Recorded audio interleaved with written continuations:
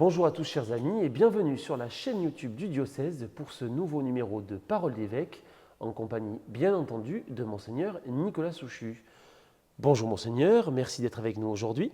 Bonjour Paul, bonjour à tous. Monseigneur, le samedi 6 décembre, vous avez participé à la journée diocésaine du monde rural. Quel est l'enjeu d'une telle rencontre ?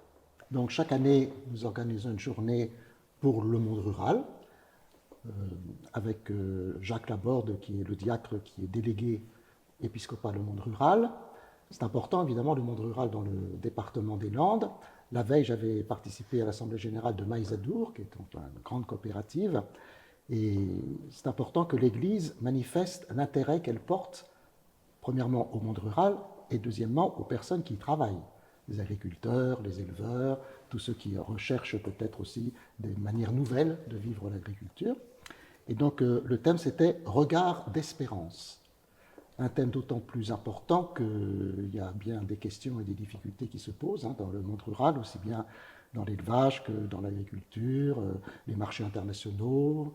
Voilà. Donc c'était important qu'il y ait des témoignages. On a eu deux témoignages, le témoignage d'un chef d'entreprise, alors qui a vécu des hauts, des bas, et puis un témoignage d'une médecin à Saint-Sevé, à qui on avait demandé, vous avez des patients, notamment en fin de vie, qui sont du monde rural, qu'est-ce que ça vous dit à vous du monde rural ?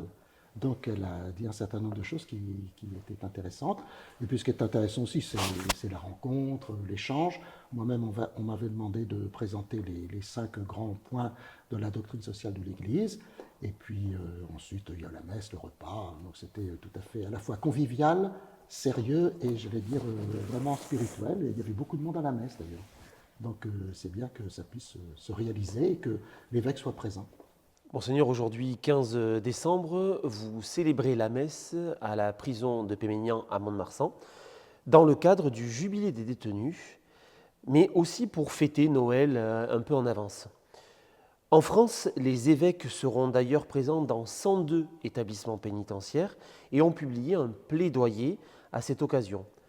Quelle dimension souhaitez-vous donner à ce jubilé ?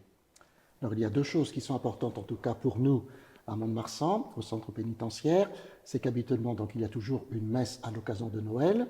Là, nous l'avons devancée pour être en lien avec le jubilé des prisons qui, en fait, avait lieu hier, 14 décembre, mais le dimanche, n'était pas facile de rentrer dans la prison. Donc, nous le faisons le lundi 15 et en même temps, nous ferons aussi Noël. Donc, on va faire jubilé et Noël, ce qui en fait va très bien. Et le fait que nous ayons la crèche à côté de nous montre bien que déjà la crèche sera elle aussi à la célébration à la prison de Mont-de-Marsan.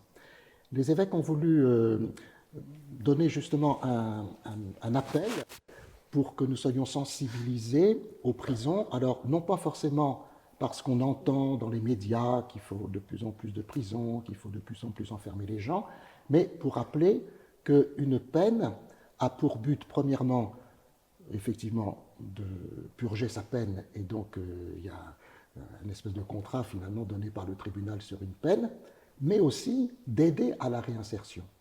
Et ça, on l'oublie trop souvent, et je trouve que c'est très important que les évêques qui ont une certaine liberté par rapport à ce qui doit être fait puissent rappeler vraiment ce pourquoi une peine de prison est faite.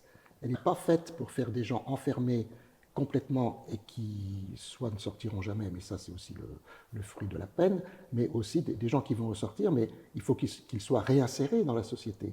Une peine, c'est fait aussi pour cela. Voilà. Donc je trouve que c'est important au moment du jubilé de le rappeler. Ces 2 derniers mois, nous avons volontairement laissé le sujet en suspens pour laisser aux diocésains accueillir les orientations synodales que vous avez promulguées le 14 septembre dernier. Pourriez-vous nous faire un petit point d'étape sur les chantiers qui ont déjà été mis en route et peut-être plus particulièrement dans les paroisses et les services diocésains ? Alors, je vais commencer par un petit exemple. Après la messe, dans une paroisse, un dimanche, il y avait un pot, et donc un monsieur me dit « Oh là là, c'est bien compliqué tout ça, je ne comprends pas tout. » Alors je lui dis « Mais est-ce que vous avez participé déjà aux équipes synodales ?» Il me dit non. Donc ça veut dire que la préparation de la décision, la prise de décision qui a été faite au moment du synode et la mise en œuvre, c'est tout un itinéraire qui est justement synodal. Et que lorsqu'on ne se met pas dedans, on a l'impression qu'il y a des choses qui tombent d'en haut, et on a l'impression qu'on ne comprend pas tout. Voilà, donc je souhaite vraiment que les démarches synodales que nous avons mises en œuvre pour la mise en œuvre du synode puisse fonctionner. Et de fait, comme vous l'avez signalé, on a mis en œuvre deux démarches synodales, l'une par rapport aux ensembles pastoraux dans les paroisses, c'est-à-dire qu'on a demandé d'abord que chaque paroisse puisse faire une sorte d'assemblée générale pour réceptionner et comprendre ces orientations, et puis commencer un petit processus pour se dire, voilà, avec qui est-ce que je me verrais, moi, paroisse, collaborer pour un ensemble pastoral. Et j'ai l'impression que partout, dans toutes les paroisses, il s'est passé quelque chose. Donc ça, c'est très positif. La deuxième chose, c'est par rapport aux pôles pastoraux, qui concernent les services diocésains actuels. Alors pareil, autre petit processus synodal, en lien avec les binômes coordinateurs de chaque pôle pastoral, pour que chaque service puisse dire aussi avec qui et dans quel pôle il pourrait continuer ou commencer de collaborer. Donc ça, je trouve que c'est intéressant. J'ajoute que nous avons eu la semaine dernière, le vendredi 12 décembre, une réunion de l'ensemble des prêtres de moins de 75 ans. Parce qu'on s'est dit, c'est vrai que toutes ces évolutions, ces mises en œuvre, vont forcément toucher la manière d'exercer le ministère de prêtre dans les années qui viennent dans le diocèse d'Hérédax. Et donc tous les prêtres, dont on a pris 75 ans, parce que c'est l'âge à laquelle d'habitude on donne sa démission, en tout cas du curé, puissent entendre la même chose et qu'on puisse voir comment est-ce que nous pouvons les aider. Et donc, on a fait intervenir le vicaire général du diocèse de Tarbes et Lourdes, qui est aussi dans des situations un peu analogues aux nôtres, à la fois pour l'organisation des... Alors, eux, ils restructurent les paroisses comme on l'a fait il y a 30 ans, mais c'est quand même une restructuration. Et puis, ils parlent aussi de pôles pour les services diocésains, donc c'est très intéressant. Et puis, l'après-midi, on a fait ce que l'on fait dans les paroisses et avec les gens, c'est-à-dire comment comprendre les orientations synodales, notamment celles qui nous touchent le plus, et donc celles évidemment sur les nouvelles structures pastorales. Et puis nous avons mis en œuvre une petite équipe pour faire les statuts des équipes missionnaires des ensembles pastoraux. Et on se dit, il ne faut pas qu'on se tienne simplement aux orientations, entre guillemets, structurelles, parce que c'est celles-là dont on va se rappeler. Il y a 15 orientations, donc il faut les tenir ensemble. Et donc, on travaille aussi celle sur les fraternités missionnaires. Et puis, je sais que la pastorale des jeunes et la pastorale des vocations essayent de marcher ensemble. Avec l'enseignement catholique, on essaie de continuer de renforcer les liens. Pour la prévention, là aussi, les liens se font davantage, l'écologie intégrale. Enfin, voilà. Donc, on essaye de faire des choses comme ça. Alors, il y aura aussi des orientations, surtout celles du premier itinéraire, qui seront sans doute assez longues à mettre en route parce qu'il faut aussi des personnes qui s'y mettent et qu'on arrive à faire déjà qu'on structure les choses et puis après on arrive tout doucement à les réaliser. Donc moi je rends grâce à Dieu pour tout le travail qui se fait parce que ça motive quand même pas mal de monde.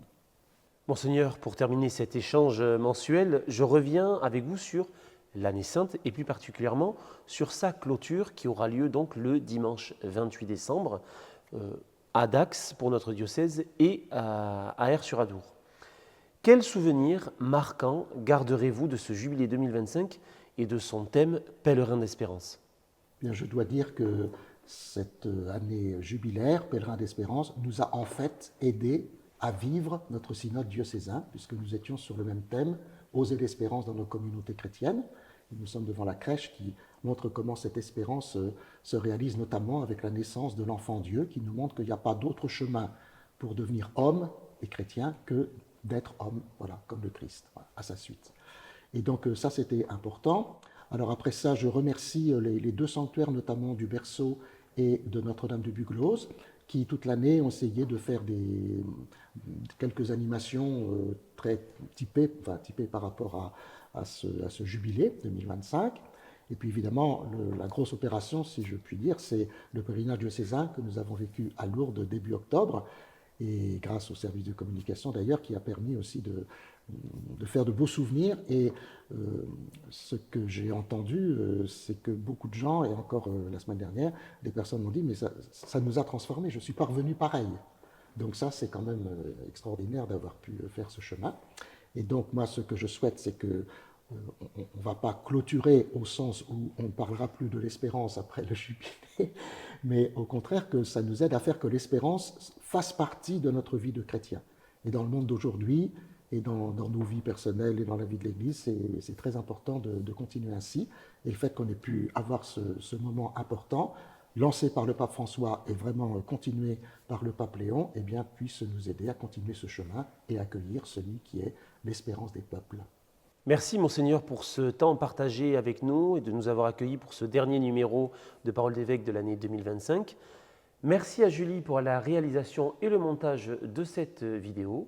Nous nous retrouverons maintenant en 2026, le 15 janvier très précisément. D'ici là, je vous souhaite à toutes et à tous un très beau et saint Noël. À bientôt.